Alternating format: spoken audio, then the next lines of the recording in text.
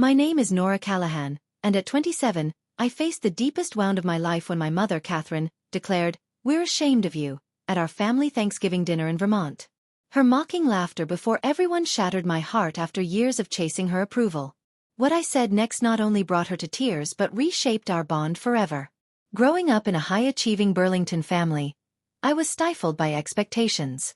My mother, a renowned neurologist, and my father, Thomas, a corporate attorney, valued only medicine or law. When I switched from pre-med to creative writing in college, my mother scoffed, "Writers are a dime a dozen." My father's silence stung just as much. Despite their disapproval, I built a career in Boston. My short stories and essays on social inequality gaining recognition. Publications in the New Yorker and a Pushcart Prize were dismissed. "It's just a story," my mother would say, praising my siblings' real successes. I'd avoided family gatherings, but this Thanksgiving, I returned for my ailing grandmother, Beatrice, who always championed my writing. Tension simmered from the moment I arrived at our colonial-style home. Its evergreen wreaths and glowing lanterns a facade of warmth. My mother's jabs began instantly. "You look tired, Nora. Your job's unstable." I bit my tongue, arranging the heirloom silverware on the mahogany table, knowing any misstep would be criticized. Beatrice's arrival brought relief. At 82, frail but sharp, she hugged me tightly. "I've read every word you've written," she whispered. "You're a gift." Her support was a lifeline as my mother's critiques escalated. At dinner, surrounded by crystal goblets and candlelight, Catherine lauded my brother Liam's tech CEO role and my sister Grace's cardiology fellowship. I shared my news, a book deal with a major publisher for a novel on mental health disparities. Catherine laughed, a cruel, dismissive sound. "We're ashamed of you, Nora." 27, chasing fantasies that lead nowhere. The room froze. My siblings, Liam's wife, Hannah, and Grace's fiancé, Ethan, stared at their plates. Beatrice gripped my hand. Years of suppressed pain, nights crying over torn manuscripts, graduation overshadowed by my mother's disdain, surged. Standing, I spoke. "I've lived under your impossible standards, Mom. I wept myself to sleep. Never enough. I built a career without your support, writing stories that sparked policy discussions. You say you're ashamed, but I've spent my life trying to make you proud. The real loss is you've never known me." Silence. My voice steady, I turned to my father. "Your silence, Dad, was its own rejection. Every time Mom dismissed me, you chose her side." Thomas looked down, ashamed.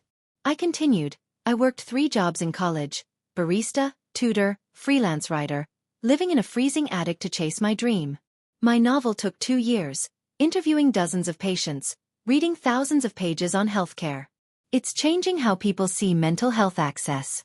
I'm proud of that." Catherine tried to interrupt, but I pressed on. "You say the family's ashamed, but I've chased your approval since I was a child. Every story, every award, I hoped you'd see me. The deepest pain isn't your lack of support. It's that you've never tried to know who I am." Beatrice squeezed my hand, eyes shining. Catherine's facade cracked. Tears welled as she whispered, "I thought I was protecting you." My father spoke, voice low. "Nora's right, Catherine. I've kept every story she's published in my office. I'm proud but was too cowardly to say it." Liam admitted, "I envied your courage, Nora. I laughed to fit in, sorry."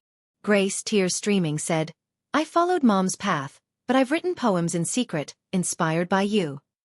Hannah added, "Your works inspired my firm's outreach programs." Beatrice stood, frail but firm. "Catherine, you're repeating my mistake. I pushed you from painting to medicine, thinking it was practical. You were a brilliant artist." Catherine gasped, stunned by this revelation. She sobbed, her perfect composure gone. "I never meant to hurt you, Nora," she choked out. "I was scared you'd fail." The weight of the moment overwhelmed me. "I need air," I said, stepping outside into the snowy Vermont night.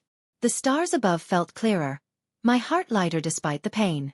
I checked into a nearby inn, processing with my friend, Mia, over the phone. "You spoke your truth," she said. "That's huge." At dawn, my mother called, voice soft. "Can we talk, just us?"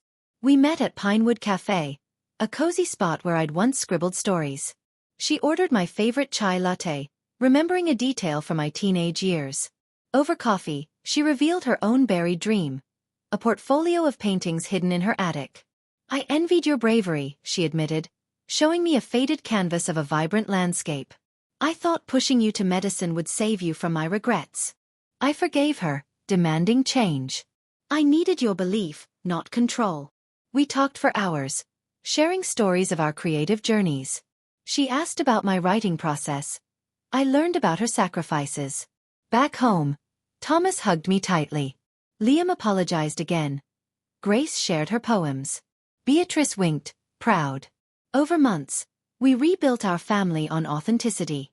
Catherine read my drafts, offering insights from her medical expertise. When my novel launched, she organized a bookstore reading, gifting me her old paintbrushes. Maybe we can create together, she said.